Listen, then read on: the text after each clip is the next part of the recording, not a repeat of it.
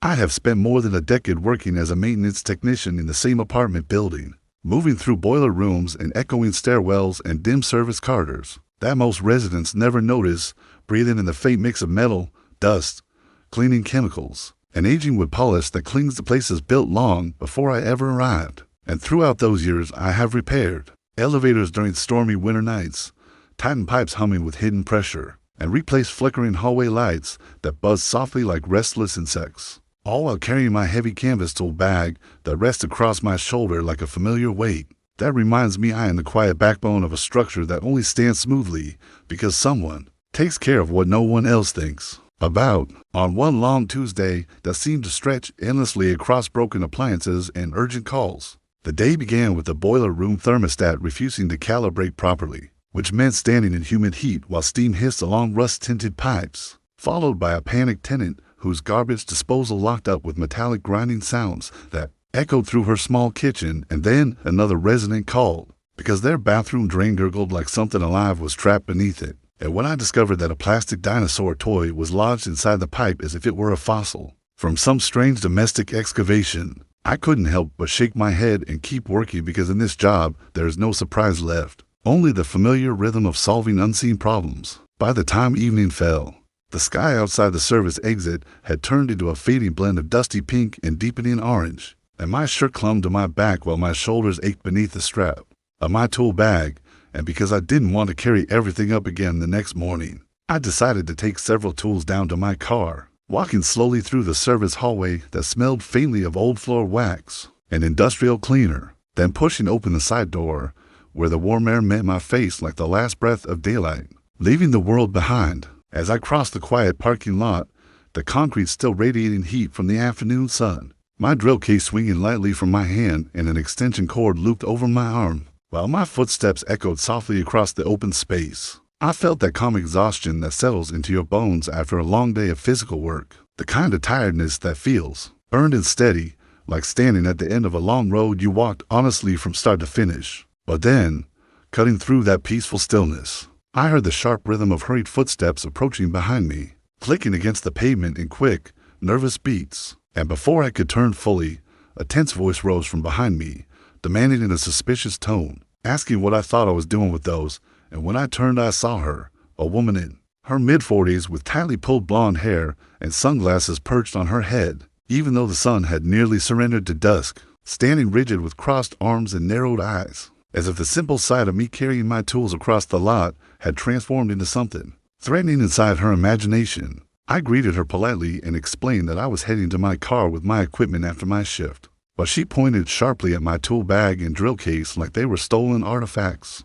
rather than the same tools I spent every day working with. And she insisted that she had lived in the building for 2 years and had never seen me before, which carried an unspoken accusation that my existence can only be valid if it fit inside her limited experience, ignoring the countless times I had walked the same halls unseen, fixing lights and repairing fixtures while remaining invisible to those who never considered workers as part of the world they inhabit. I calmly told her that I was part of the maintenance team, that my name was Daniel, and I was simply finishing a long day. But she stepped closer with suspicion sharpening her features, asking why I was using the service exit instead of the lobby, as if real employees were required to walk in ways that matched her personal expectations. And I explained that carrying heavy tools through decorative lobby floors made no sense when the service entrance existed for workers like me. Yet even simple logic seemed to slide right past her, because she had already decided what story she wanted to believe. When she demanded to know what was inside my bag,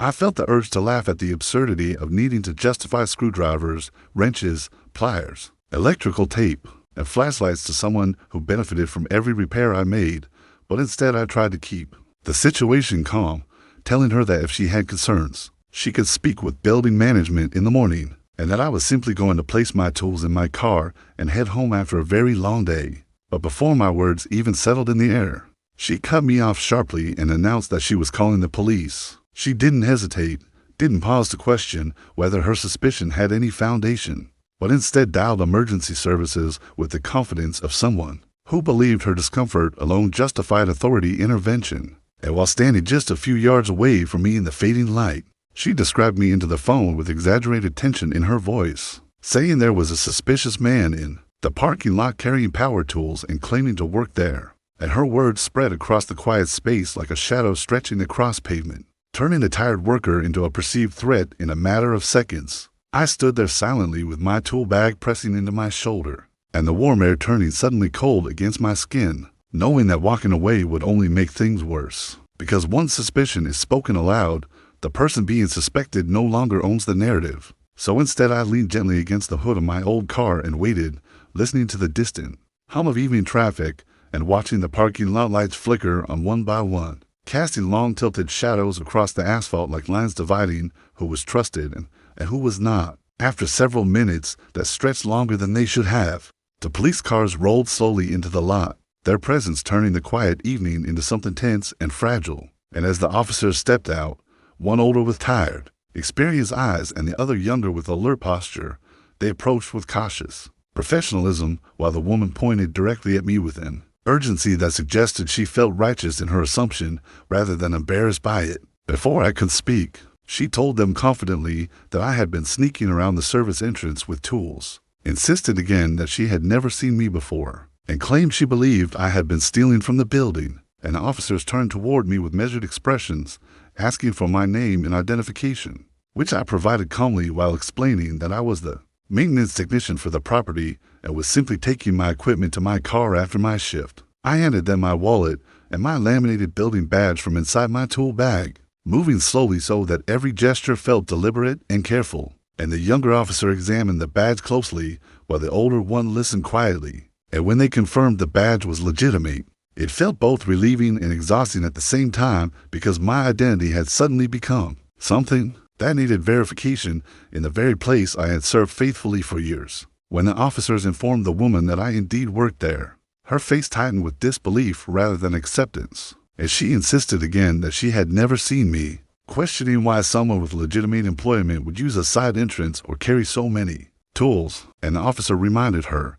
with a tone bordering on frustration, that maintenance workers use service areas because that is literally what they are for, and that carrying tools is part of doing the job she benefits from without ever truly noticing. Instead of apologizing, instead of acknowledging her mistake, she simply folded her arms even tighter and claimed that she didn't feel safe, letting those words hang in the air like a barrier she could hide behind, implying that her personal discomfort mattered more than the reality of my work. And though the officers dismissed her complaint and returned my documents while apologizing for the inconvenience, the weight of the moment lingered heavier than the tools I carried. After they left, the parking lot returned to its quiet stillness, but the air felt different now, like the space between the building and my car had absorbed the memory of what happened. And as I placed my tools into the trunk and closed it gently, I sat in my car for a few minutes with the engine off, letting the exhaustion wash over me,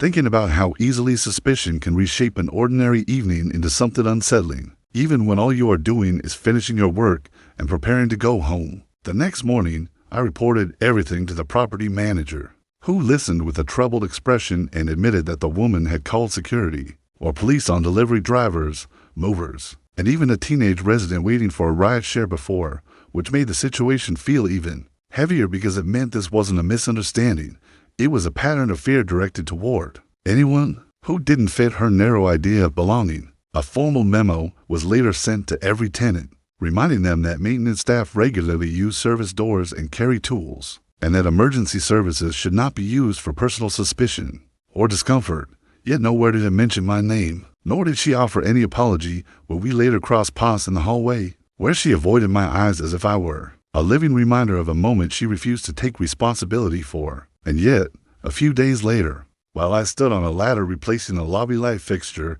that cast warm golden light across polished floors, an older resident paused beside me, gently touched my shoulder, and in a quiet, sincere voice said that the people who live in the building know I take care of the place, that they appreciate the unseen work I do even when others forget. And those words stayed with me longer than the tension of that night, because some jobs are not only about fixing broken pipes or repairing flickering lights, but also about carrying the invisible weight of being unnoticed until suddenly, unfairly, you are noticed for the wrong reason. And every time I walk through that same service hallway with the strap of my tool bag pressing into my shoulder, I remember how quickly ordinary moments can twist into suspicion, how easily a tired worker can become a misunderstood threat, and how one phone call can summon sirens into a quiet evening when all you are trying to do is go home after an honest day of work.